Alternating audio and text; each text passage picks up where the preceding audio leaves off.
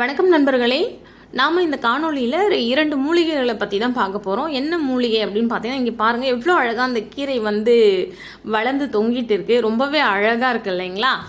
அடுத்து கீழாநெல்லி அப்படின்றது இதே ஜாடிக்குள்ளார் வளர்ந்துருக்கு பாருங்கள். கீழாநெல்லி எதற்கு சிறந்த மூலிகைன்றது நமக்கு தெரியும். மஞ்சள் காமாலைக்கான ஒரு சிறந்த மூலிகை தான் இந்த கீழாநெல்லி.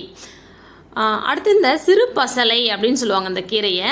இந்த சிறு பசலை பார்த்தீங்கன்னா நிறைய மருத்துவ குணங்களை உடையது. அதாவது இந்த உடல் சூடால் ரொம்ப கஷ்டப்படுறவங்க இந்த கீரையை எடுத்துக்கிட்டோம் அப்படின்னா அந்த உடல் சூட்டை இந்த கீரை தணிக்கும். ரொம்ப குளிர்ச்சி தரக்கூடியது.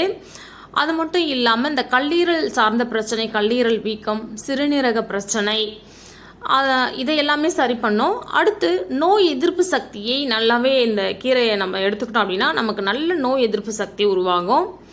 அது மட்டும் இல்லாமல் மூலம் சொல்கிறேன் இல்லைங்களா, அந்த பிரச்சனையும் சரி பண்ணக்கூடியதான் இந்த கீரை. இந்த கீரையை நீங்கள் சாப்பிட்டுருக்கீங்களா, பார்த்துருக்கீங்களா அப்படின்றத கமெண்ட்டில் சொல்லுங்கள்.